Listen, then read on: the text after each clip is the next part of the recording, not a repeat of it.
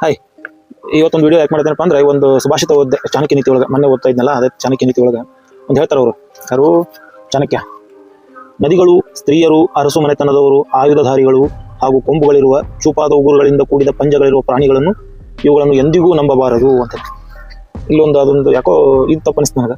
ಪಂಜಗಳಿರುವ ಪ್ರಾಣಿಗಳನ್ನು ನಾವು ಕಂಟಿನ್ಯೂ ಅದರ ಡ್ಯೂಟಿ ಮಾಡ್ತೀವಿ, ಅವು ನಮ್ಮಂಗಿಲ್ಲ ಅಂದ್ರೆ ಹೆಂಗೆ? ಈ ನಾವು ಶ್ವಾನಗಳ ಜೊತೆ ಡ್ಯೂಟಿ ಮಾಡ್ತೀವಿ. ಅವು ನಂಬಿಕೆಗೆ ಅರ್ಹ ಪ್ರಾಣಿಗಳಂತ ಅನಾದಿ ಕಾಲದಿಂದ ಹೇಳ್ಕೊಂತ ಬಂದಾರೆ. ಯಾಕೋ ಇದೊಂದು ನಂಗೆ ಯಾಕೋ ತಪ್ಪನಿಸ್ತು. ನಿಮ್ಗೆ ಯಾರಿಗಾರೆ ಏನಾರು ಅದ್ರ ಬಗ್ಗೆ ಪೂರ್ತಿ ಗೊತ್ತಿದ್ದ ಒಂದು ಕಮೆಂಟ್ ಮಾಡಿರಿ.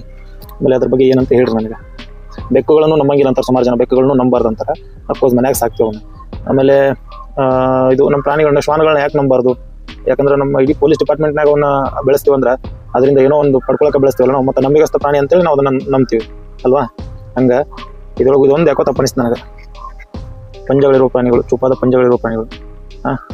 ಹಿಂಗೆ ಓದ್ತಾ ಇದ್ದೆ. ಆದರ್ಶ ಪುತ್ರನು ವಿಧೇಯ ಮತ್ತು ನಿಷ್ಠಾವಂತನಾಗಿರುತ್ತಾನೆ. ಸಮರ್ಥ ತಂದೆಯು ತನ್ನ ಪುತ್ರನಿಗೆ ಅತ್ಯುತ್ತಮ ಶಿಕ್ಷಣವು ದೊರೆಯುವಂತೆ ನೋಡಿಕೊಳ್ಳುತ್ತಾನೆ. ಆದರ್ಶ ಮಿತ್ರನು ವಿಶ್ವಾಸಾರ್ಹನು. ಆದರ್ಶ ಪತ್ನಿಯು ತನ್ನ ಪತಿಗೆ ಪ್ರತಿ ಸುಖವನ್ನು ನೀಡುವಂಥವಳು ಆಗಿರುತ್ತಾಳೆ. ಅಫ್ಕೋರ್ಸ್ ಆದರ್ಶವಾಗಿರ್ಬೇಕಂದ್ರೆ ಆಲ್ಮೋಸ್ಟ್ ನಿಷ್ಠಾವಂತ ಆಗಿರಬೇಕು. ಹಿಂಗೆ ಬರ್ತಾ ಇಂಥವಲ್ಲ.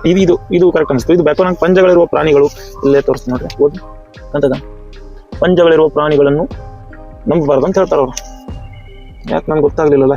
ನಿಮ್ಗೆ ಯಾರು ಗೊತ್ತಾಗ ಕಮೆಂಟ್ ಮಾಡಿರಿ. Thank you.